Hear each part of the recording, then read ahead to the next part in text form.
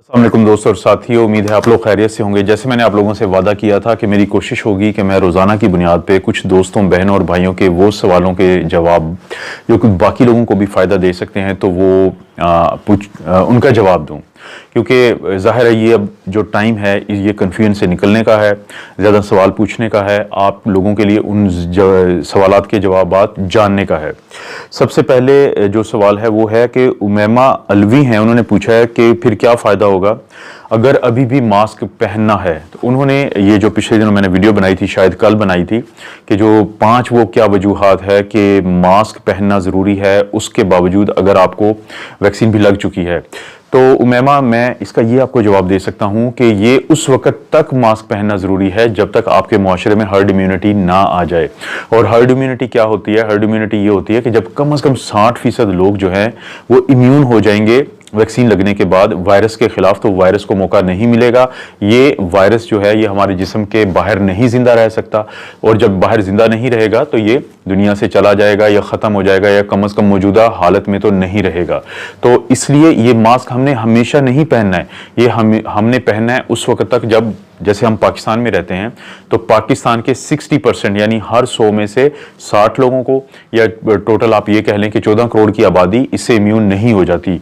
और जब वो इम्यून हो जाएगी तो आप खुद देखेंगे कि ये आपके जो केसेस हैं ड्रॉप हो जाएंगे और आपको मास्क की ज़रूरत नहीं रहेगी। आपके सवाल का ये जवाब है।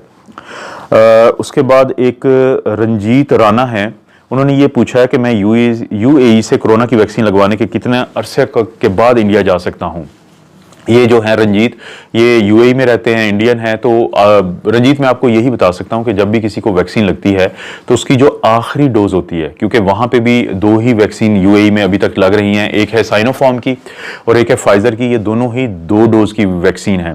तो सेकेंड डोज के 2 हफ्ते के बाद हमारा जिस्म में इतनी कुव्वत मुदाफ़त आ चुकी होती है, इम्यूनिटी पैदा हो चुकी होती है, एंटीबॉडीज़ पैदा हो चुकी होती हैं, हमारा इम्यून सिस्टम के बाकी जो सेल्स हैं यानी टी सेल्स वगैरह, वो सब इतने प्राइम हो चुके होते हैं कि फिर आपके लिए चांसेस बहुत कम हो जाते हैं कि आपको ये इन्फेक्शन नुकसान पहुंचाएगी या आपके अंदर बीमारी पैदा होगी। तो आपको जो वैक्सीन लगी है उसकी दूसरी डोज के 2 हफ्ते के बाद आपके लिए आसान होगा ट्रैवल करना वापस इंडिया। एक सवाल है जो सादिया बेग हैं, उन्होंने पूछा है कि वो एक ऑफिस में काम करती हैं, जॉब करती हैं। पहले तो उनका ये क्वेश्चन है मुझसे कि आपने अभी आप कैसे अपने आप को प्रोटेक्ट करते हो एज ए डॉक्टर, और दूसरा उनका ये कहना है कि क्योंकि उनके ऑफिस में जब मीटिंग होती है तो लोग केयर नहीं करते, तो लोगों को क्या केयर करनी चाहिए ताकि वो इन्फेक्शन से बच सकें। मैं आपको बड़ी सिंपल सी बातें बता देता हूं कि जो पाकिस्तान में सबसे बड़ी वेव आई थी वो फर्स्ट वेव थी, जो बहुत ही ज़्यादा ख़तरनाक थी। और उस वक्त आईसीयू में काम करने वाला, अब मैं अपने हॉस्पिटल की बताता हूं कि मैं वाहिद डॉक्टर था कि जो जब मॉर्निंग पे ड्यूटी पे जाता था, यानी मैं होता था सुबह 8 से लेकर दोपहर 2 बजे तक। तो मेरे बारे में सबको पता था कि जब ये डॉक्टर ड्यूटी पे आएगा तो सबसे पहला काम करना है कि जो खिड़कियां होती थी आईसीयू की वो खोल दी जाती थी, क्योंकि अगरचे उस वक्त तक कोई लिटरेचर नहीं आया था, कोई चीज़ें नहीं आई थी, लेकिन मुझे बहुत ज़्यादा इस चीज़ का पता था कि ये होता है कि कितनी देर तक और कितने ज़्यादा वायरस की तादाद से आप एक्सपोज हुए हैं। इसको कहते हैं वायरल लोड। तो मुझे, क्योंकि मेरी सेंस डेवलप हो चुकी थी पढ़ते हुए, पेशेंट्स को देखते हुए, कि जितनी देर तक आप वायरस से एक्सपोज रहेंगे और जितनी ज़्यादा तादाद से एक्सपोज रहेंगे तो उतना आपके लिए नुकसानदेह है। तो वहाँ से मुझे ये एहसास हुआ था कि क्रॉस वेंटिलेशन के बहुत ज़रूरी है कि जब आप खिड़कियाँ बंद होंगी, हर चीज़ बंद होगी, तो अगर वायरस, ज़ाहिर है वहाँ पर मरीज़ थे, वेंटिलेटर्स पे थे, तकरीबन सारा आईसीयू ही भरा हुआ होता था कोरोना के मरीज़ों से। तो जब वेंटिलेटर्स चलते हैं, जब बाकी जो एरोसोलाइजेशन के यानी जो पैदा करते हैं हवा के अंदर वो ज़रात, तो वो आईसीयू, बंद आईसीयू जो होता था वो बड़ा ख़तरनाक बनता था। तो सबसे पहले तो मैंने ये किया था। फिर ये हमें एहसास हुआ था कि जब आप हाथ धोते हैं साबन से, तो जो साबन के अंदर जो महलूल होता है वो वायरस के कोटिंग को तोड़ देता है, जिसके बाद उसका जो जेनेटिक मटेरियल होता है वो मर जाता है, उसका यानी वो यूजलेस हो जाता है। मरने से मुराद होता है ये जिंदा हमारे जिस्म के अंदर जाके ही होता है। तो ये चीज़ का पता चला। तो जब इन चीज़ों को फॉलो किया तो उससे बहुत मदद मिली अभी तक बचने में, अभी तक जो है इन्फेक्शन से बचे हुए हैं। आपको मैं एडवाइस ये कर सकता हूँ कि देखें, चाहे आप या वो तमाम दोस्त बहन भाई जो मुख्तलिफ दफ्तरों में काम करते हैं और ऑफिस में काम करते हैं, उनको एक बात जानना उनके लिए बहुत ज़रूरी है कि अगर आपने कोविड के वायरस से बचना है तो ये ऐसे ही है जैसे आप ड्राइविंग कर रहे हैं। ड्राइविंग करते हुए आप क्या करते हैं? आप केयरफुल होते हैं, जहां पे रश ज्यादा होता है वहां पे मजीद एहतियात करते हैं, अपनी स्पीड पे कंट्रोल रखते हैं, यानी आपकी वो एहतियात आपको एक्सीडेंट से बहुत हद तक बचा के रखती है।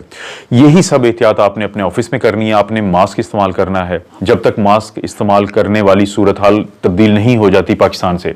आपने जो गैदरिंग्स हैं वहां उनको कम से कम अटेंड करना है। अगर अटेंड करना भी है तो आपने बंद कमरों में नहीं करना है, वहां पे करना है जहां पे वेंटिलेशन हो, या कोशिश करें आपके ऑफिस की जितनी भी मीटिंग्स होती हैं, कोई गैदरिंग्स होती हैं, वो ओपन एरिया में हो तो आपका ये रिस्क कम से कम होगा। और उसके अलावा आप कोशिश करें कि दिन में काफ़ी मरतबा अपने हाथों को साबुन और पानी से 20 से 40 सेकंड के लिए ज़रूर धोएं, और अगर ये मुमकिन ना हो तो सैनिटाइज़र पास रखें, और किसी भी सूरत अपने चेहरे को, आंखों को और मुंह को टच ना करें। हाथों को सैनिटाइज़र से रब किए बगैर 20 सेकंड के लिए, या साबुन और पानी से 20 से 40 सेकंड से धोए बगैर। तो ये बड़ा ज़रूरी है। अगर आप ये एहतियात करेंगे तो सिंपल सा रूल है कि चांसेस कम हो जाएंगे आपको और आपके प्यारों को इन्फेक्शन लगने के। देखें, इशू आपका नहीं है, आप यंग होंगी रिलेटिवली, इशू है घर में रहने वाले बुजुर्गों का। शुरू के दिनों में जब हॉस्पिटल में पेशेंट्स आते थे तो अक्सर जो लोग हमसे पूछते थे कि हमारे बुजुर्ग तो घर से बाहर नहीं गए तो इनको कैसे कोरोना हो सकता है। तो हम उनको यही बात समझाते थे कि कम से कम 40% वो लोग होते हैं कि जिनको जब कोरोना का वायरस उनके अंदर जाता है तो उनको अलामात नहीं आती। इनको हम कहते हैं एसिम्प्टोमेटिक कैरियर।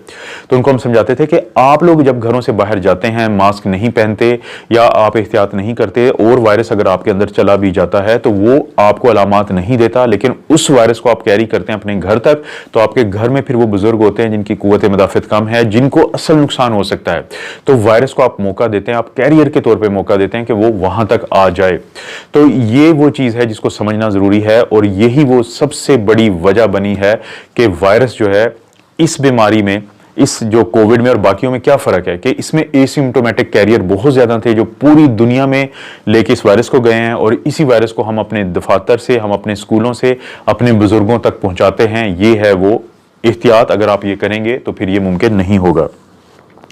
एक जो क्वेश्चन है वो है आसिया इकराम है कि अगर सांस ना आ रही हो तो क्या करें। अगर किसी को कोविड है या शक है कि उस शख्स को, मर्द या औरत को कोविड हो सकता है और उनको सांस का प्रॉब्लम महसूस होता है, चाहे वो जेन्युइनली हो या उनको सिर्फ ये लगे कि उनका सांस खराब हो रहा है, तो क्या करना चाहिए।